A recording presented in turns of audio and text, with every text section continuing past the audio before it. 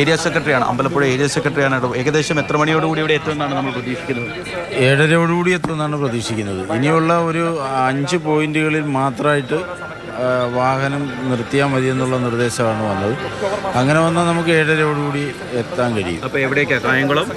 കായംകുളം കഴിഞ്ഞ് കഴിഞ്ഞാൽ കരിയിലക്കുളങ്ങര, അത് കഴിഞ്ഞാൽ പിന്നെ ഹരിപ്പാട്, കരുവാറ്റ, പിന്നെ തോട്ടപ്പള്ളി, അമ്പലപ്പുഴ കച്ചേരിമുക്ക്, അത് കഴിഞ്ഞാൽ ആലപ്പുഴ മെഡിക്കൽ കോളേജിൻ്റെ മുന്നിൽ വണ്ടാനം. അത് കഴിഞ്ഞാൽ പിന്നെ അങ്ങ് നിർത്തുന്നില്ല. പിന്നെ നേരെ ഇങ്ങനെ വന്ന് കുറവന്തോട് നിന്ന് റൈറ്റ് കയറി ഈ പഴയടക്കാവ് റോഡ് വഴി ഇവിടെ വരും. ഇവിടുന്ന് നേരെ DC ഓഫീസിലേക്ക് വിട്ടു. അവിടുന്ന് നാഷണൽ ഹൈവേ കയറി നേരെ ബീച്ചിലേക്കുള്ള റെക്രിയേഷൻ ഗ്രൗണ്ടാണ്. തിരിച്ച് തിരുവമ്പാടി വരും.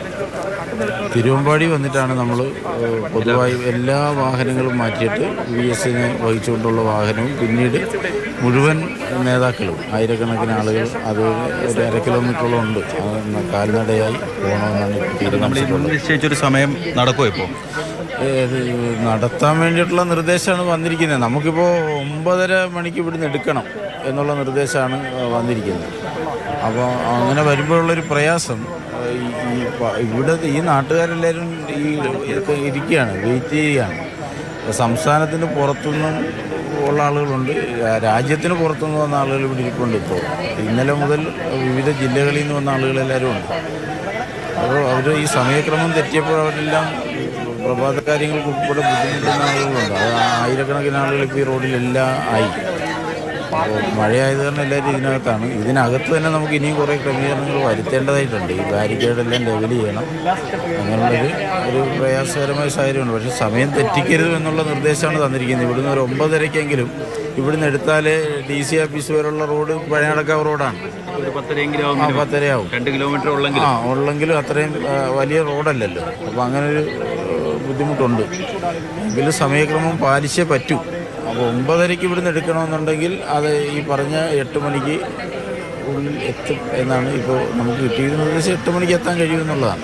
അമ്പലപ്പുഴ ഏരിയ കമ്മിറ്റി സെക്രട്ടറിയാണ് ശ്യാംജിയാണ് നമ്മളോട് സംസാരിച്ചത്. എന്തായാലും 7:30 ഇവിടെ എത്തും. മുൻ നിശ്ചയിച്ച സമയപ്രകാരം മുന്നോട്ട് പോകണം എന്നുള്ളതാണ് പാർട്ടിയുടെ തീരുമാനം. അത് എത്രത്തോളം പ്രായോഗികമാണെന്നുള്ള ആശങ്ക അദ്ദേഹം തന്നെ പങ്കുവെക്കുന്നുണ്ട്. കാരണം ഞാൻ മുൻപേ നമ്മളോട് സംസാരിച്ച ആളുകളൊക്കെ തന്നെ പുന്നപ്രയിലുള്ള ആളുകളല്ല, അല്ലെങ്കിൽ ആലപ്പുഴ ജില്ലയിലുള്ള ആളുകളല്ല. അവരൊക്കെ ദൂരസ്ഥലങ്ങളിലൊക്കെ വന്നതാണ്. പ്രത്യേകിച്ച് ഇനി നേരം വെളുക്കാൻ പോകുന്നു, ആളുകൾക്ക് പ്രഭാത കാര്യങ്ങളൊക്കെ ചെയ്യേണ്ടതൊക്കെ ഉണ്ട്. അങ്ങനെയൊക്കെയുള്ള ഒരു ഇത്രയും വലിയൊരു മുറി സംവിധാനങ്ങളൊന്നും അവർക്കുണ്ടാവില്ല. അതിൻ്റെയൊക്കെയുള്ളൊരു ബുദ്ധിമുട്ടുകൾ ഒരു അറേഞ്ച്മെൻറ്റ് നടത്തിക്കൊണ്ടിരിക്കുകയാണ് പാർട്ടി.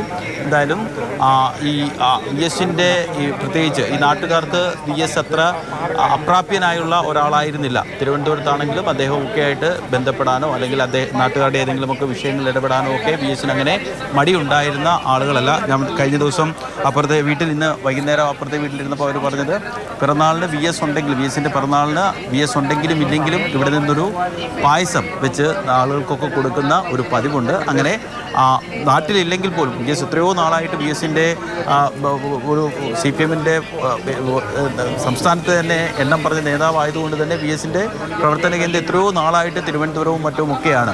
എങ്കിലും VS നാടുമായിട്ടുള്ള ബന്ധം, നാട്ടുകാരുമായിട്ടുള്ള ബന്ധം നിലനിർത്തിയിരുന്നു. വല്ലപ്പോഴുമാണ് അദ്ദേഹം എത്തുന്നതെങ്കിൽ കൂടിയും അദ്ദേഹം ഈ വേലിക്കകത്ത് വീടിൻ്റെ ഗേറ്റ് ആ സമയത്ത് എല്ലാവർക്കും വേണ്ടി തുറന്നിടുമായിരുന്നു. ജനകീയ വിഷയങ്ങളിലൊക്കെ എത്രത്തോളം VS ഇടപെട്ടിട്ടോ അത്രത്തോളം തന്നെയൊക്കെ നാട്ടുകാരുടെ കാര്യങ്ങളിലും അദ്ദേഹം ഇടപെട്ടിട്ടുണ്ട്.